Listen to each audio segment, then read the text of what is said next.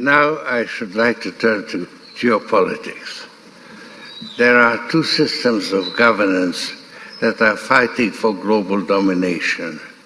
I'm talking about open and closed societies. I have defined the difference between them as simply as I can. In an open society, the role of the state is to protect the freedom of the individual. In a closed society, the role of the individual is to serve the interests of the state. As the founder of the Open Society Foundations, open societies are obviously close to my heart, and I consider them morally superior to closed ones. When we talk about moral superiority, however, we encounter a difficulty. Both systems consider themselves superior. Open societies must therefore distinguish themselves by actually protecting the freedom of the individual. That would certainly attract people living in closed societies. Of course, repressive states may still prevail because they may be able to force their subjects to serve them. The fact is that both systems have their strengths and weaknesses. By understanding them better, we can improve our understanding of the world. I have distinguished between open and closed societies. That leaves out many countries that have gone to great lengths to avoid tying themselves irrevocably to one system or the other. India is an interesting case. It's a democracy, but its leader, Narendra Modi, is no Democrat. Inciting violence against Muslims was an important factor in his meteoric rise. Modi maintains close relations with both open and closed societies. India is a member of the Quad, which also includes Australia, the US, and Japan. But it buys a lot of Russian oil at a steep discount and makes a lot of money out of it. Erdogan's Turkey is perhaps even more interesting.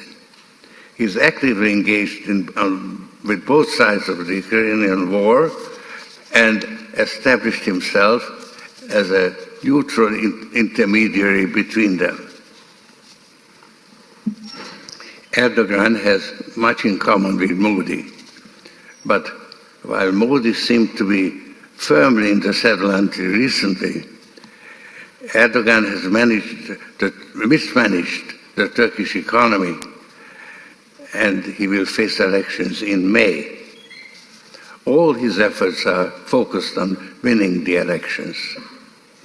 He moved closer to Putin, who will make Turkey a distribution hub of Russian oil, which will give him the money he needs for the elections. He also became more autocratic at home.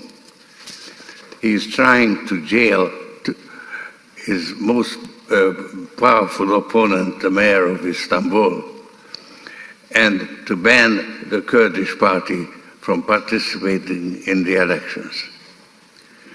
But he will not be able to break the tradition that allows the political parties to supervise the counting of the votes. That will make it difficult to falsify the results. The 7.8 magnitude earthquake that hit Turkey earlier this month is a tragedy.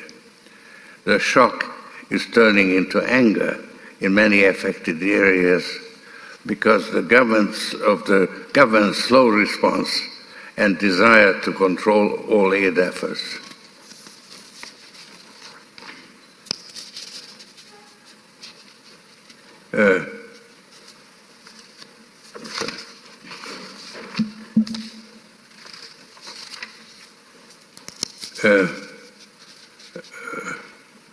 This was not fate.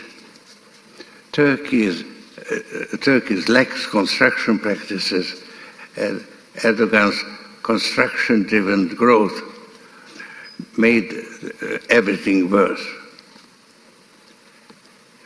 The best way to address these issues is to hold elections.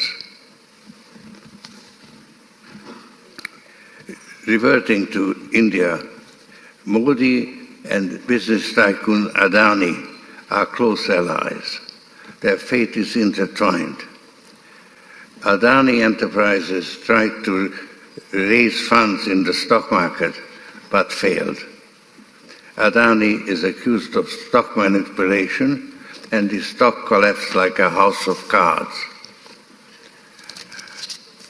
Modi is silent on the subject, but he will have to answer questions from foreign investors and in Parliament.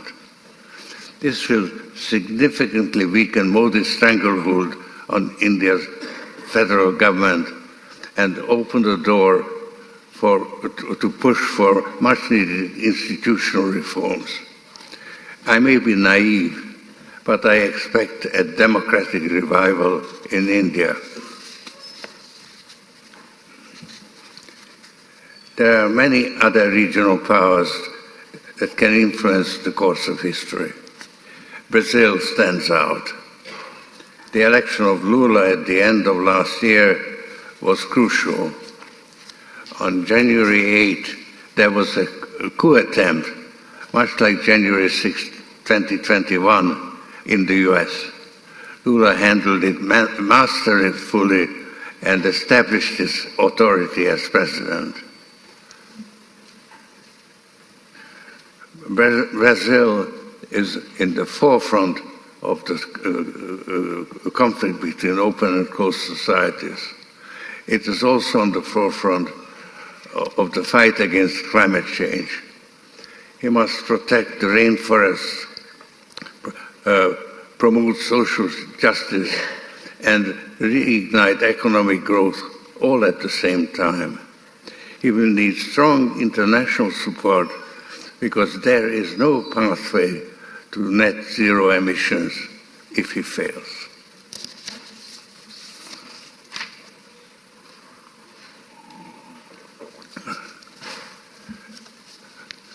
The current situation has some similarities with the Cold War, but the differences are much greater. There is a real war going on in Ukraine.